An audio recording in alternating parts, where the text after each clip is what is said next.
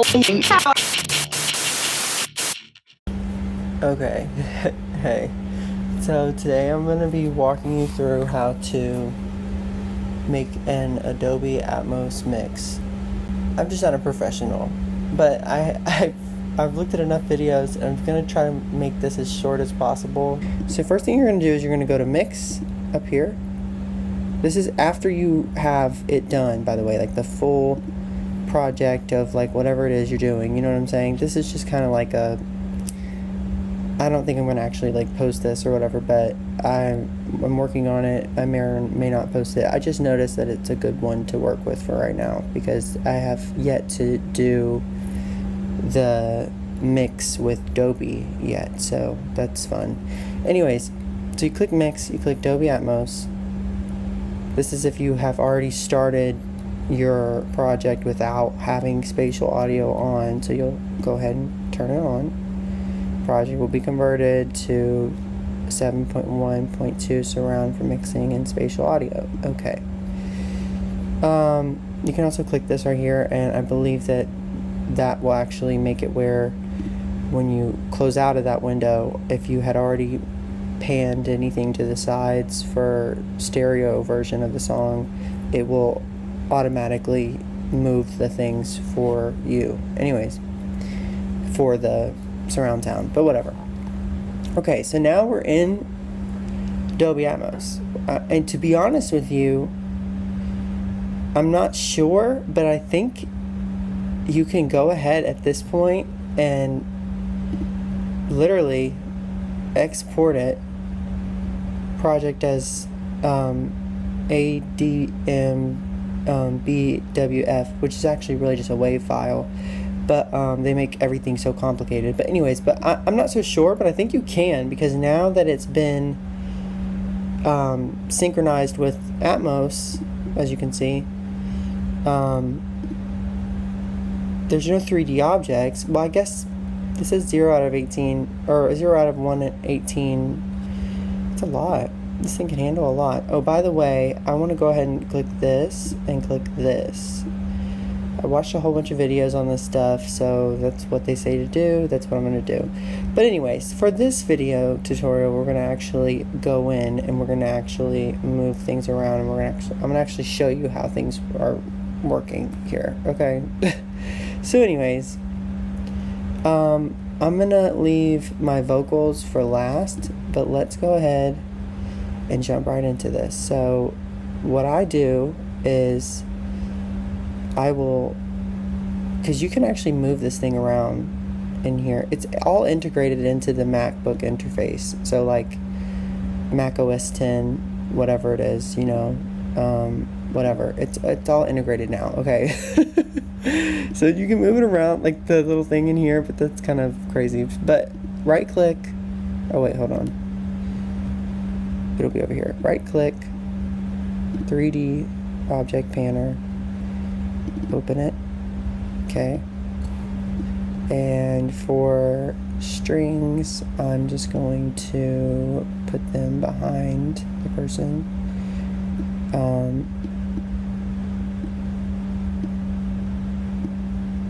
This is where the volume will come, or the sound will come from behind the person initially. Essentially, I mean, whatever. I don't have notes, as you can tell, but that just means I'm a real person. Because anybody that sits there and like, I guess it would be beneficial to have notes. Who knows?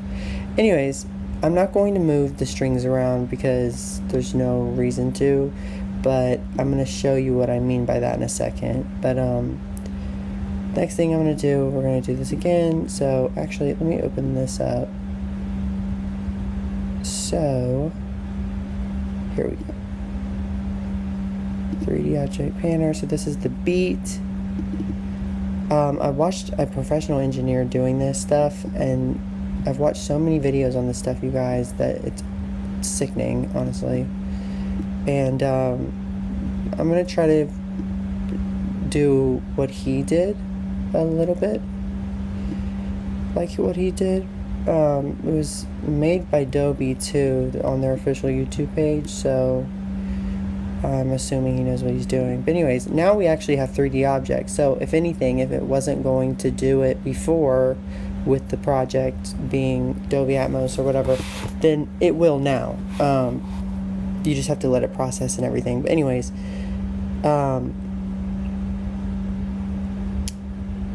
so yeah. This is a guitar. I think what I'll do is I will bring it back here, but I will spread it out.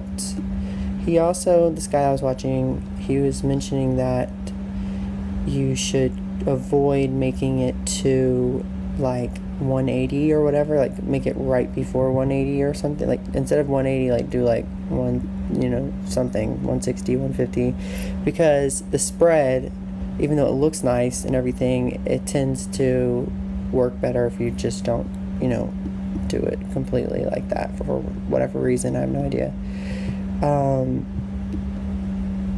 Like I said, so but don't expect me to have any like technical terms for you guys, just so you know, because I'm not going to. But anyways, I'm gonna leave that right here, maybe a little bit up here, you know what I'm saying, because it's kind of like a spacey guitar. Get it? Space. Anyways, but for this particular thing, whatever. Okay, so now we're on the right one. Latch.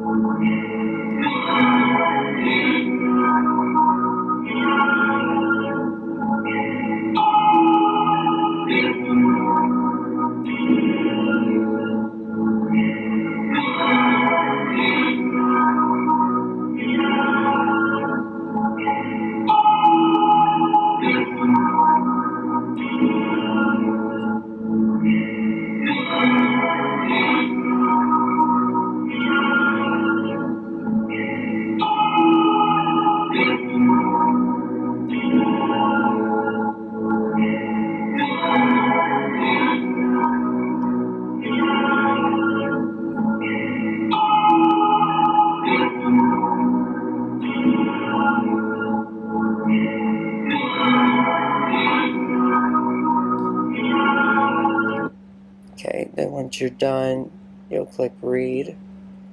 And now, when I play it back, it should do it on its own. Yep, there we go.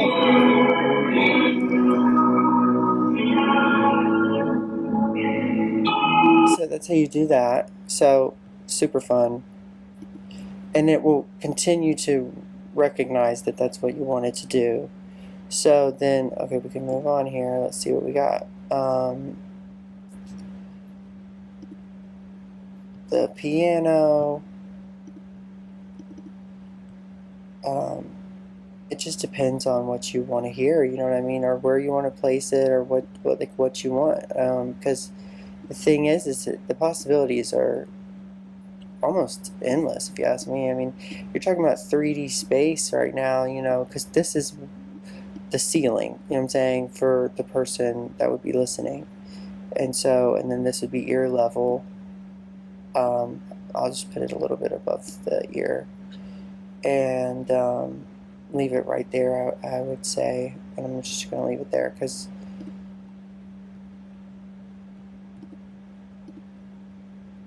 I don't know, that's just what I'm feeling.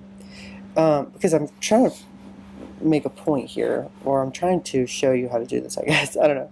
The latch thing is really important. I don't know. But anyways, once you're done doing this, okay, and you've gone through your whole mix, and you've, you know, decided where you want everything, like, especially if you have a lot of different things, it's just all up to you. Also, I heard from the same person that I was just quoting or whatever, that if you leave it like this inside, it tends to have problems. So I don't know. He said to keep it all like kind of on the outskirts or whatever. I don't know. Maybe you can. I don't know. Who knows? Whatever. But that's what he said, and so that's what I'm gonna do, because he was right. And well, I think he was right. For the bass, I'm gonna leave the bass back here, or actually, yeah, like right here, and again above the ear, because I don't want it to be too harsh, and get a little bit of some size. Yeah, elevation's fine.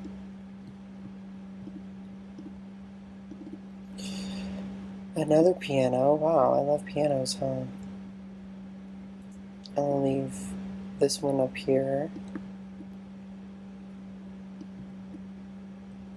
And actually, I'll leave it right a little bit next to the ear.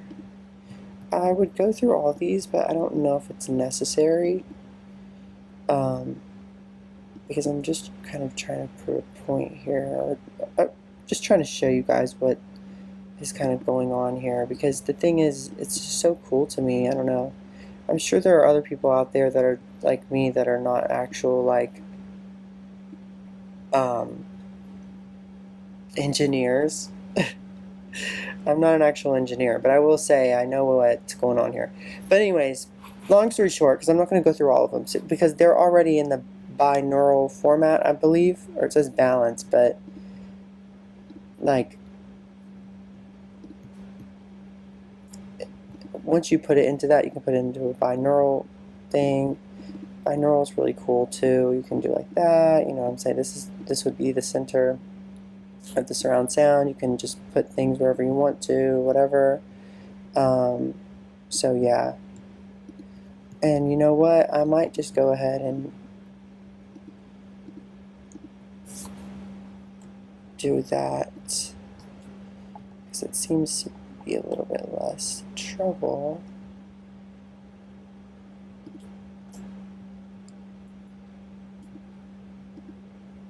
Okay, there we go.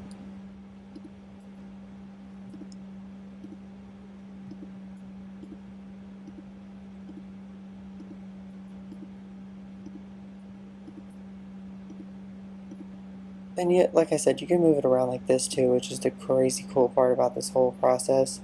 Yeah, I'm just gonna do like this, just for an example. I'm not gonna like actually leave my project like that, because I'm not messy like that. But anyways, once you're done doing what you're doing, you can go ahead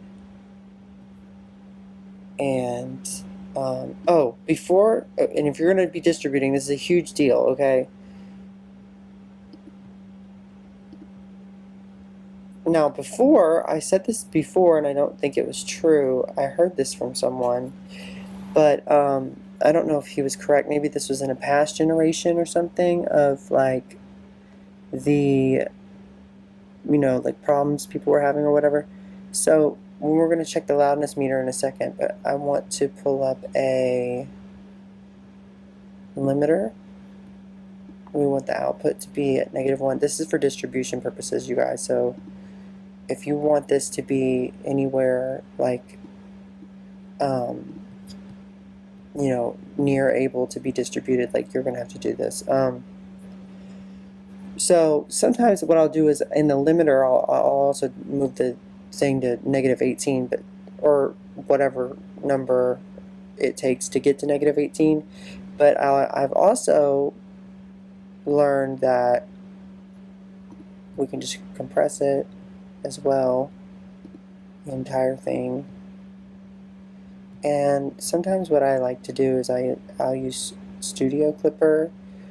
It depends on whatever you like, you know what I'm saying? Also, like platinum analog tapes going. It doesn't really matter. You don't even have to use one of these things, is the truth of it. But I'll like move this down. So let's see. Okay, so right now what I'm showing here is you have to go and you put a loudness meter on, and while you have the loudness meter up, put the thing near -18 and make sure the integrated volume is not over 18. So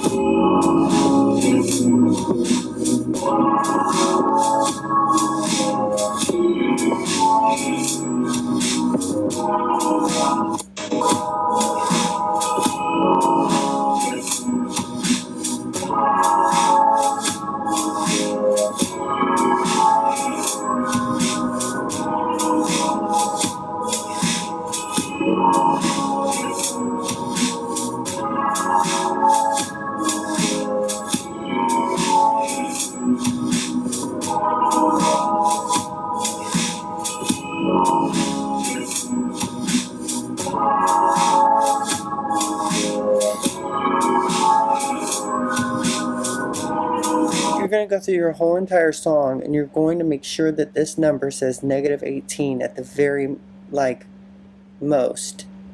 Or, you know what I'm saying, like, it needs to be less than, you know, meaning like 19, 20, whatever. It can't be over -18 or else they won't accept your mix. So, it seems as though that it's good, whatever, we're just going to roll with it. But also, I want to say that the distribution thing, I don't know if this is true or not, but the guy that I heard tell me about these things initially, which he's correct about those numbers. However, he said that you need to monitor it in 5.1 just to make sure. For some reason, I forgot what he was saying, but either way it goes, that's what I do, and it seemingly is the case. But then also, I forgot to do this, so I'm going to move these to near. Oh, wait. Oh. These stay on mid, and then I'll move these to far. I've watched so many videos, you guys, on this stuff. It's ridiculous, and it's just crazy, the amount of stuff. Like, the amount of things is just insane. But,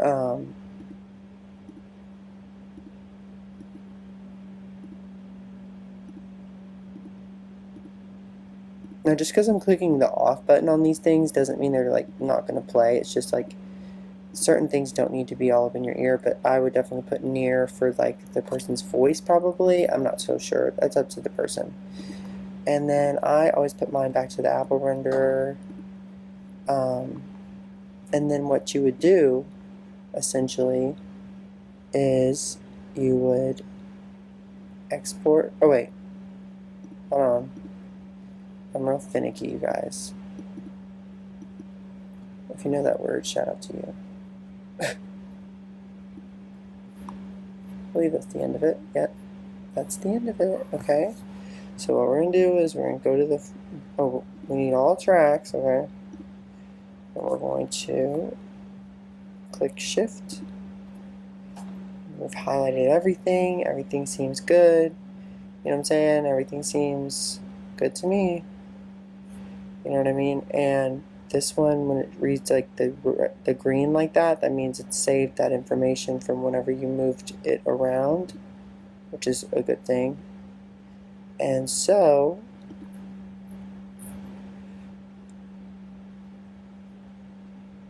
I'll just call it Project 21. We'll put it on my desktop. And it's going to take a long time. It's going to process for a while, you guys. Like, it takes a while for this thing to do this. But that's it. And I muted the audio for my voice, so when I come back in a second, you'll see I'm going to teach you how to get it up on your computer without having the Dolby renderer,